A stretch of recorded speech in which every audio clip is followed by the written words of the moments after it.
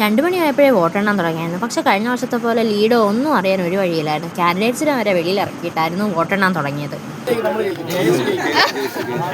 2 പാർട്ടിക്കാരും കോളേജിന്റെ 2 സൈഡിലായിട്ടാണ് ഇരിക്കുന്നത്. ഒരു 4:30 ആയപ്പോഴത്തേക്കും വോട്ടെണ്ണാൻ കയറിയ ഏജന്റുമാരെല്ലാം കോളേജിന് വെളി വന്നു. അപ്പോഴത്തേക്കും അനൗൺസ്മെന്റും വന്നു റിസൾട്ട് പറയാനുള്ള.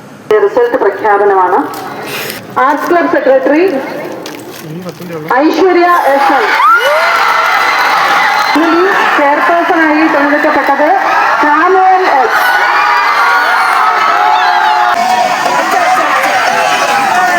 ആദ്യമായിട്ട് ഒരു പെൺകുട്ടി ആർട്സ് ക്ലബ് സെക്രട്ടറിയായിട്ട് തിരഞ്ഞെടുക്കപ്പെട്ട ഇലക്ഷൻ കൂടിയാണിത്. അതുകൊണ്ട് തന്നെ ഇതിന് ഇവർക്ക് കുറച്ച് സന്തോഷം കൂടുതലാണ്. തുടർച്ചയായ 6ാമത്തെ വർഷമാണ് KSU കാൻഡിഡേറ്റ് തന്നെ ചെയർമാനായിട്ട് വരുന്നത്. 9 സീറ്റ് KSUവിനും 5 സീറ്റ് SFIക്കും പിടിച്ചുകൊണ്ട് അങ്ങനെ വീണ്ടും KSU തന്നെ യൂണിയൻ പിടിച്ചു. 4:30 വരെ കോട്ട കോളേജിൽ നാം 4.0 ആയിരുന്നെങ്കിൽ 4:30ക്ക് ശേഷം അത് നാം 5.0 ആയിട്ടുണ്ട്.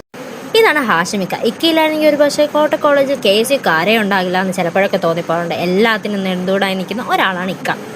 ഇനി കുറേ നേരം കോളേജിന്റെ ഫ്രണ്ടിൽ നിന്ന് കൊടി വീശി മുദ്രാവാക്യം വിളിച്ച് അവരുടെ സന്തോഷ പ്രകടനങ്ങളെല്ലാം കഴിഞ്ഞിട്ട് നേരെ ശാസ്താംകോട്ട ജംഗ്ഷനിൽ പോകും. SFIക്കാരെല്ലാവരും കൂടി നേരെ മുദ്രാവാക്യങ്ങളും വിളിച്ച് നേരെ ജംഗ്ഷനിൽ പോകും. എപ്പോഴാണോ ജംഗ്ഷൻ ക്ലിയർ ആവുന്നത് അപ്പോഴായിരിക്കും ഇവിടുന്ന് KSUക്കാർ അവരുടെ സന്തോഷ പ്രകടനമായിട്ട് ജംഗ്ഷനിൽ പോകുന്നത്.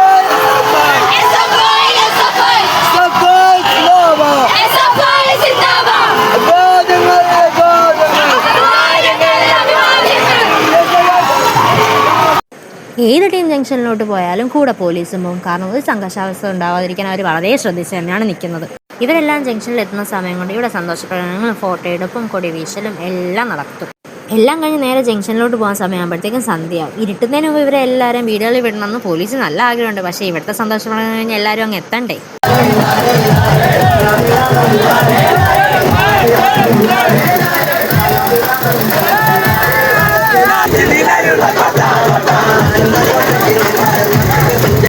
ജംഗ്ഷനിൽ ഇനി ഇതിനേക്കാൾ തിരക്കായിരിക്കും. ഒരുപാട് പേര് വെളിയിൽ നിന്ന് വരുന്നവരും എല്ലാവരും വന്ന് മുദ്രാവാക്യങ്ങളും വിളിച്ച് മാലകളും ഒക്കെ ഇട്ടിട്ടേ പോകത്തുള്ളൂ. ഇവരെല്ലാം ഇനി വീട്ടിൽ എത്താൻ നാളെ ആവും. പിന്നെ കോളേജ് ഇലക്ഷൻ്റെ ഫസ്റ്റ് പാർട്ടും മീറ്റ് ദ കാൻഡിഡേറ്റും ഞാൻ എൻ്റെ ചാനലിൽ ഇട്ടുണ്ടേ. കാണാൻ ഇഷ്ടമുള്ളവർ കാണണേ.